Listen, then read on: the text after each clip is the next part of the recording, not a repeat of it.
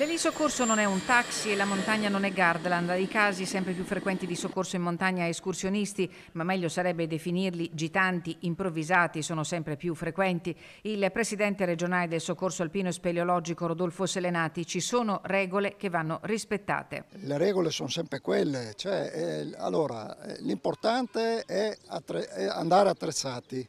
Attrezzati vuol dire un minimo di equipaggiamento, le scarpe innanzitutto. Le scarpe, appunto, perché le sneaker calzate da una coppia di escursionisti bloccati in mezzo alla neve non più tardi di qualche settimana fa non fanno parte dell'equipaggiamento da montagna. Ancora in quota c'è parecchia neve, quindi non si va in scarpette da ginnastica e quindi bisogna andare attrezzati, oltre le scarpe, poi l'equipaggiamento idoneo, insomma anche magari i ramponcini, diciamo, no? Perché magari la mattina presto in quota può essere che ci sia ancora un po' di ghiaccio. E poi l'abbigliamento, quello da città, meglio lasciarlo nei cassetti e prediligere indumenti tecnici. Nei negozi sportivi se ne trovano a iosa e per tutte le tasche. Non dimenticarsi mai neppure di mettere nello zaino una giacca pesante e una mantellina impermeabile. Soprattutto bisogna pianificare bene l'escursione, questo vuol dire prendere una cartina, ne abbiamo un libro di escursioni, ce n'è quante ne vuoi,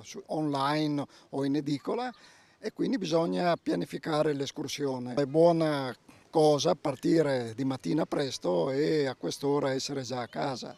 Queste sono le piccole regole fondamentali che secondo me vanno eseguite. Preparazione e buonsenso sopra ogni cosa, ricordandosi che dopo Vaia la morfologia della montagna è cambiata. Abbiamo già fatto vari interventi di notte per escursionisti che chiaramente non avevano pianificato l'escursione, ecco.